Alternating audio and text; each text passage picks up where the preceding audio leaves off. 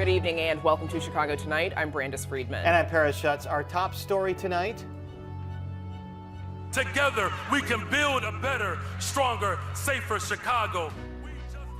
Chicago's 57th mayor is sworn into office, and with it, the Brandon Johnson era at City Hall is off and running. Johnson issued a series of executive orders this afternoon covering items like youth employment and immigrant and refugee rights. This after his inauguration ceremony at Credit Union One Arena that had the look and feel of a revival. According to the best of my abilities. Sir, you are installed. With that, Brandon Johnson became Chicago's 57th mayor just before noon today. The mayor began by thanking his predecessor and then struck a more harmonious chord with council members than Lightfoot did at her inaugural 4 years ago.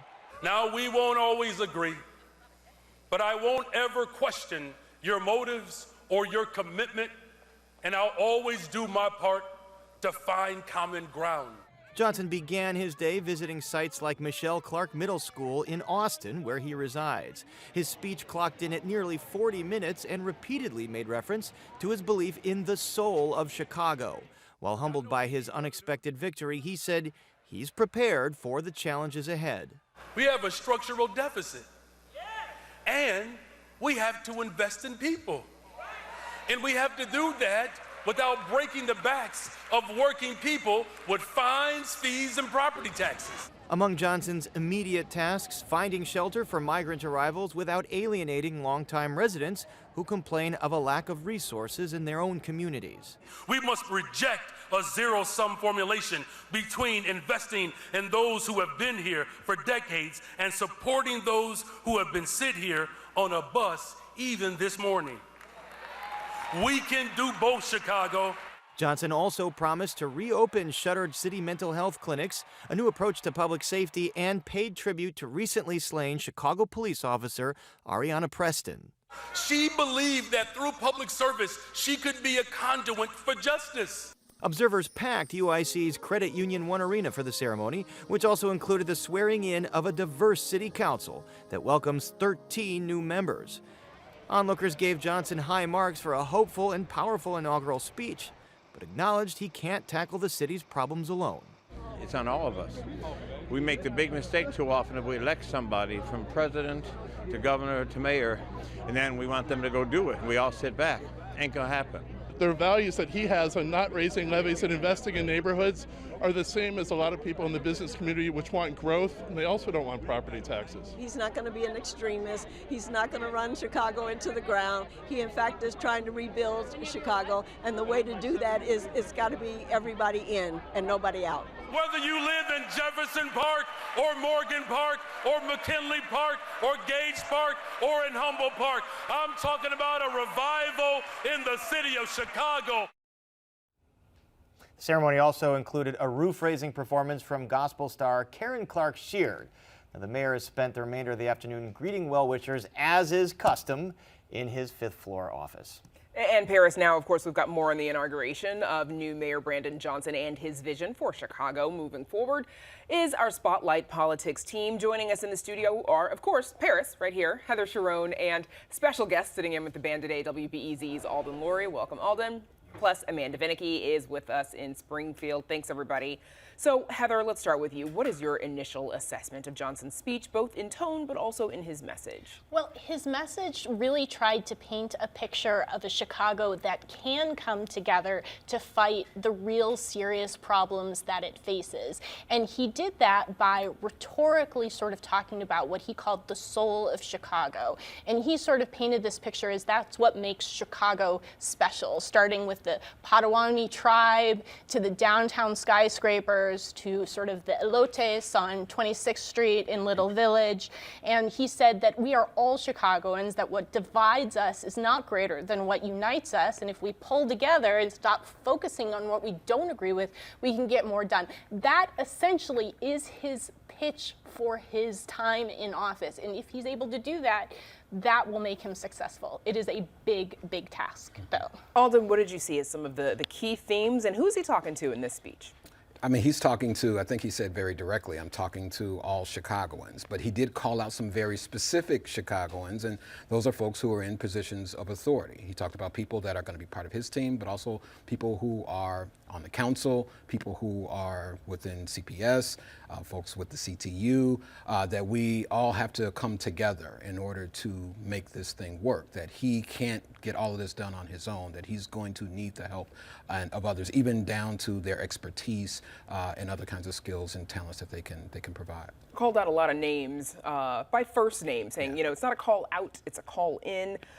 Paris, how important is the inauguration speech, I do get paid to talk, in terms of setting the initial tone and the expectations for his new administration? Well, clearly very important, because no one has forgotten Mayor Lightfoot's inaugural speech where she turned around and scolded city council members. Unfortunately, that's kind of lived with her since then. But, you know, Brandon Johnson has a very skilled communications set of talents as an orator and as a speech maker, and actually that's something pretty unique for the Fifth Floor City Hall, because we have not seen that in previous mayors, probably since Harold Washington. The last three mayors, whatever their strengths were, it wasn't public speaking. He grew up in the pulpit. He is a very skilled public speaker, and that's going to be important in establishing a bully pulpit here, to get folks on board with his agenda, to get council members that might be skeptical on board with his agenda. I think it's going to serve him very well going forward. I think Paris nailed it when he said bully pulpit, because there were moments today where it felt like we had gone to church. So it wasn't just Karen Clark. It wasn't just sort of the repeated use of scripture.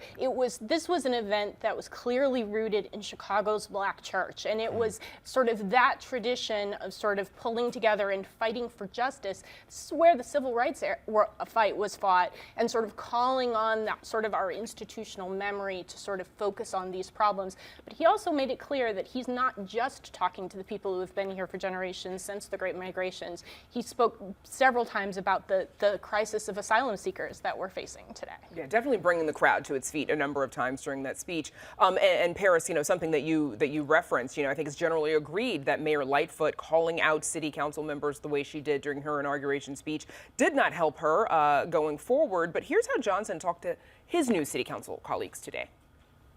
The people of Chicago are counting on us to work together, to collaborate to make their lives better every day. Now, we won't always agree, but I won't ever question your motives or your commitment, and I'll always do my part to find common ground. Heather, what kind of relationship do you expect the new mayor will have with the new city council? So it's really going to be one that we've never seen in Chicago history. We have a city council where a significant number of alder people want to be part of an independent legislative body setting policy for the whole city. They are not interested in being anyone's rubber stamp, not Brandon Johnson's, not anyone's, and sort of how that sort of all works itself out, considering there's a very sort of concerted and committed conservative minority on the city council, I think is going to really sort of tell the tale. Alden, you wrote about how Black Chicagoans turned out to help Johnson win by voting not for his opponent, the tough-on-crime candidate. How do you think that is going to inform his approach to public safety?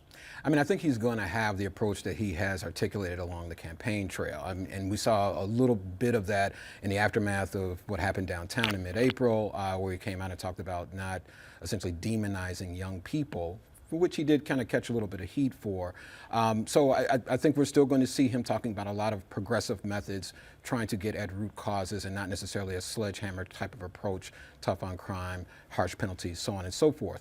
The question is, as long as we continue to see the kind of crime numbers that we've been seeing, how long will the full Chicago have an appetite for what they feel is not very decisive action? Who he picks ultimately for police superintendent will kind of help set the tone in terms of what kind of policing strategy he's looking for. But this is going to be a tough dance for him, and it's going to last the entire time he's in office.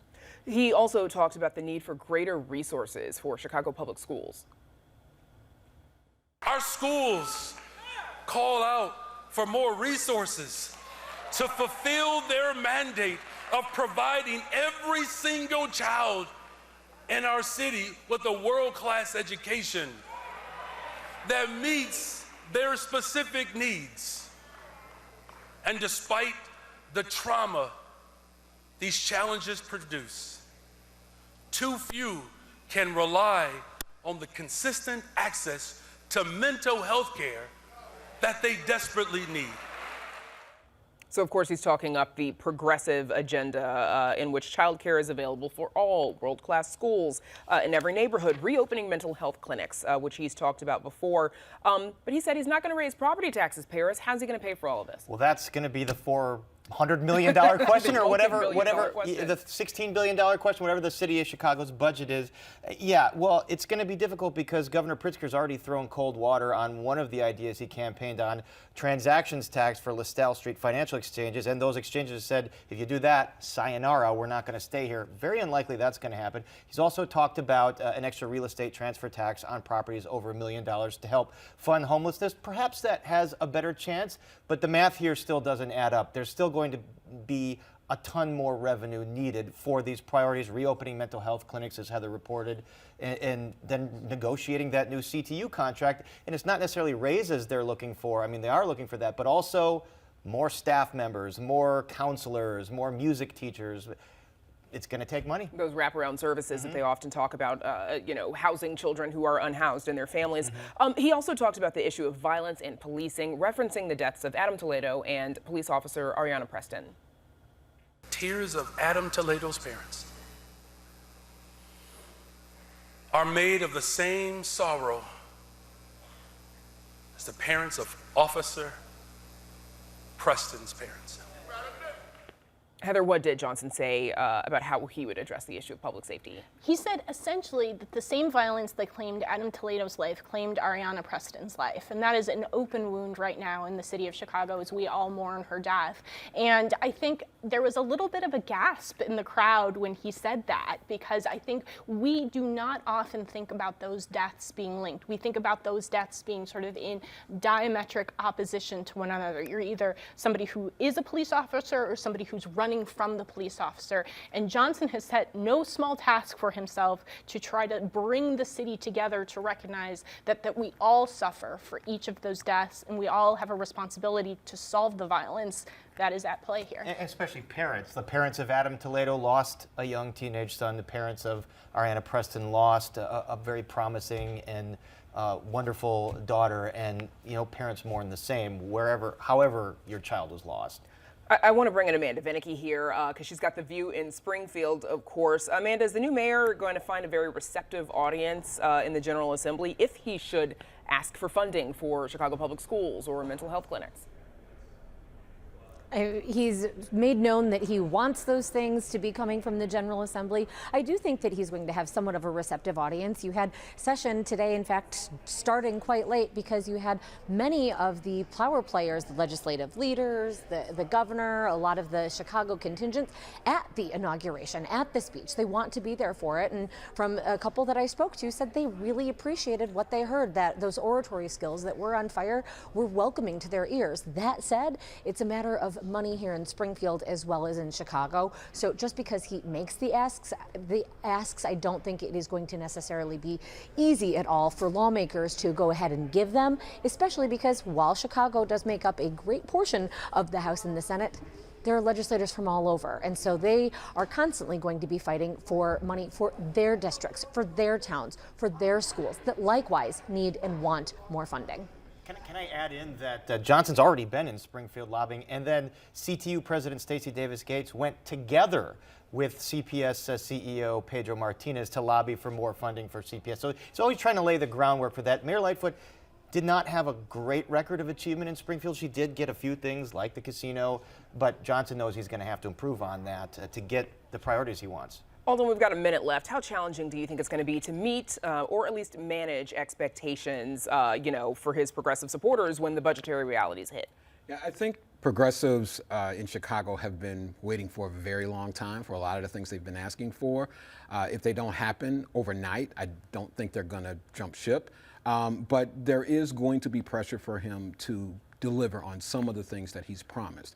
He may not be able to get them all. I don't think there's enough resources for to get them all. But if he can get a win on mental health centers, or if he can get a win on more money for schools, those things I think might assuage the appetite that his supporters have for change. But just not being the mayors that we've had in the past, I think will also be good for them. All right, day one in the books. Day two, Heather Sharon. I'm sure we'll be hearing from you about it going forward. All right, that's Spotlight. Thanks, team. WBEZ's Alden Laurie, Heather Sharon, Paris Schutz, and Amanda Vinicky, of course. Up next, details on one of Mayor Lightfoot's last official actions. Stay with us. Chicago Tonight is made possible in part by Alexandra and John Nichols, the Jim and Kay Mabey family, the Polk Brothers Foundation, and the support of these donors.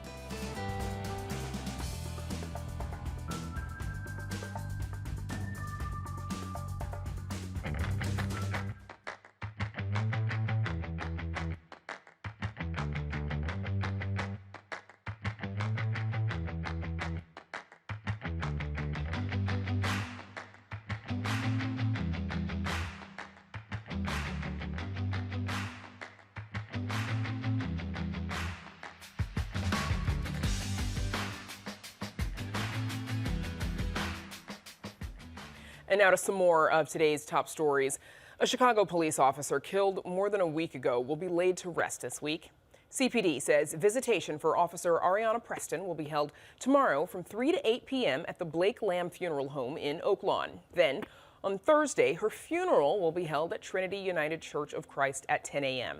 The 24-year-old officer was killed just outside her home after her shift ended on May 6th. 4 teens are facing charges in her death. In one of former Mayor Lori Lightfoot's last official actions, the city is suing a solar company saying it duped Chicago residents. The suit targets Sun Badger Solar and its co-founders after an investigation found the company got dozens of consumers to pay for residential solar systems that the company then never installed. The Cook County lawsuit asks a judge to stop the company from doing business in the city, to fine Sun Badger for its violations, and it seeks restitution for any customer who lost money. Sun Badger Solar abruptly shut down in February. The former U.S. attorney in Chicago has returned to private legal practice. John Lausch announced in March that he'd be stepping down from the job. Today, the law firm Kirkland & Ellis says Lausch will rejoin the office where he began his legal career in 1997. The firm says Lausch will now focus on government enforcement, defense, internal investigations, and other litigation. During his time as U.S. attorney, Lausch oversaw numerous high-profile investigations in Chicago, including the indictments of former Illinois House Speaker Michael Madigan and former Chicago Alderman Ed Burke. Look for some delays on the Reagan Tollway as overnight lane and ramp closures get underway this week. Tollway construction crews are removing and reconstructing the northbound bridge over I-88 as part of the Central Tri-State Tollway project. Once the advance work is complete, the bridge work will begin and continue through June. The tollway puts the total tab at $700 to $800 million for reconfiguration and reconstruction of the I-290 I-88 interchange. Officials say it'll reduce congestion and improve safety and operational issues. Up next, it's supposed to be the final days of the legislative session in Springfield. Will lawmakers get a budget passed? Amanda Vinicky is live from Springfield with that and more, but first we take a look at the weather.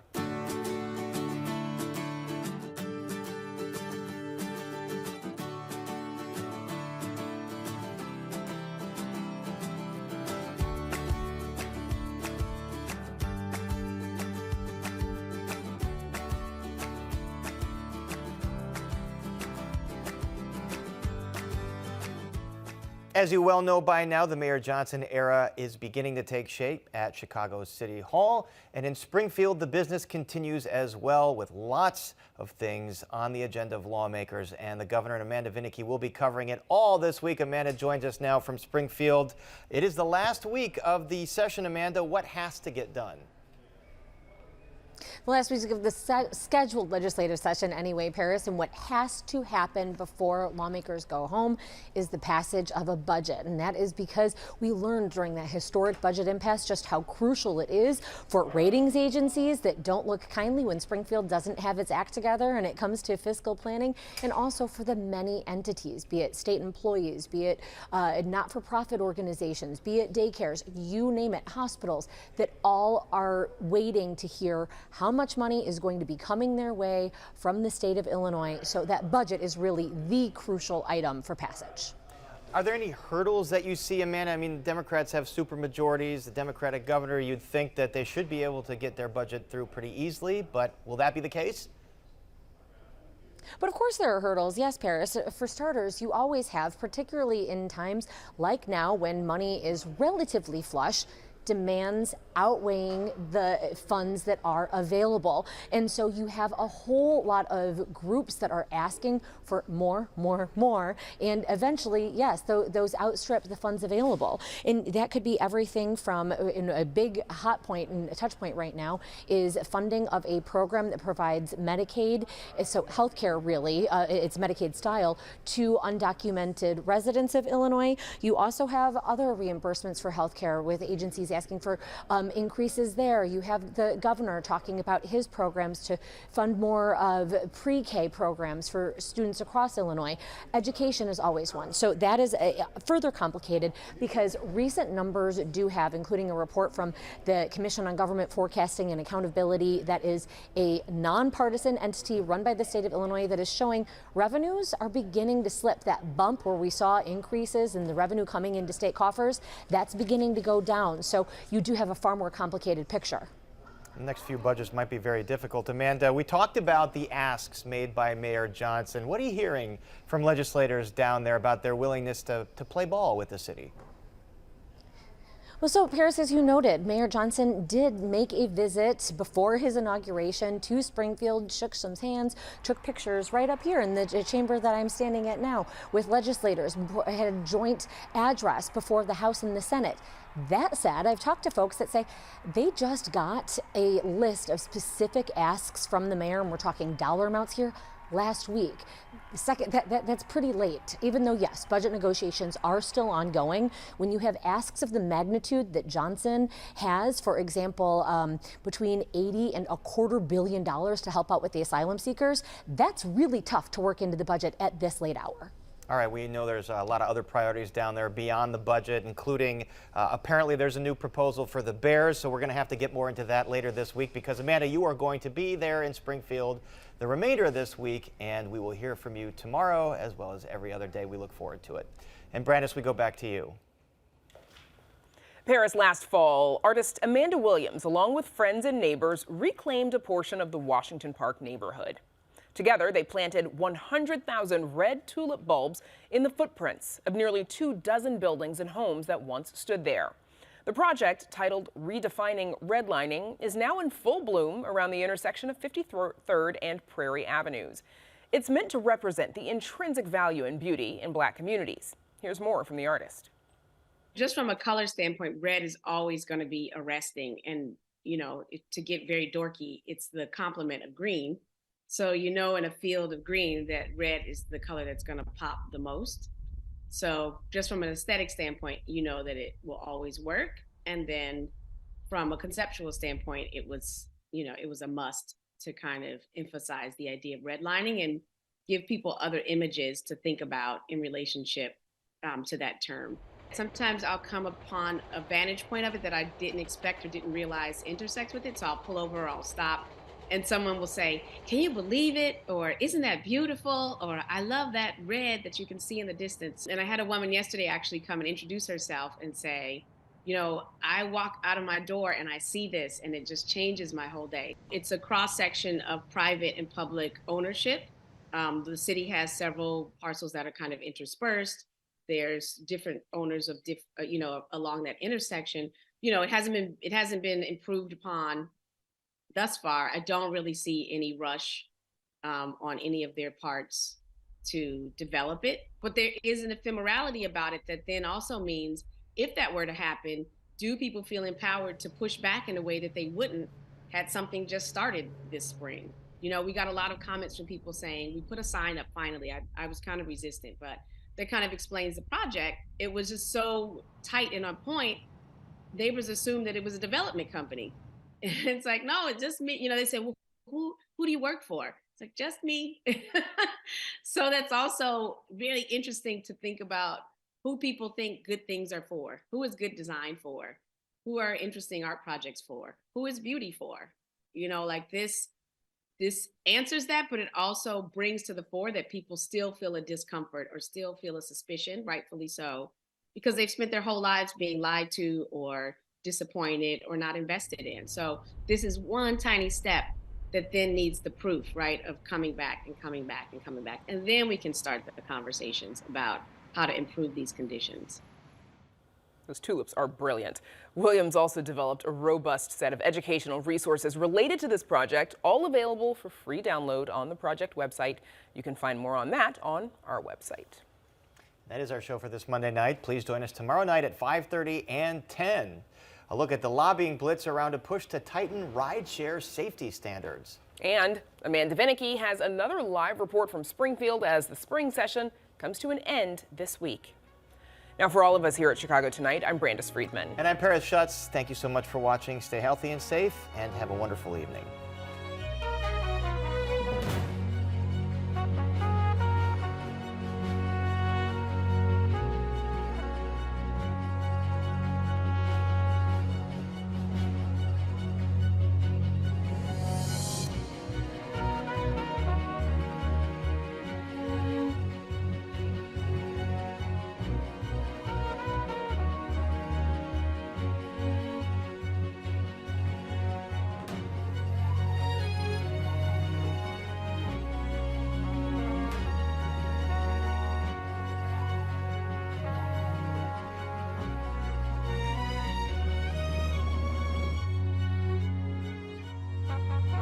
Closed captioning is made possible by Robert A. Clifford and Clifford Law Offices, a Chicago personal injury and wrongful death firm that is proud to recognize its 18 attorneys selected for the 2023 Super Lawyers List.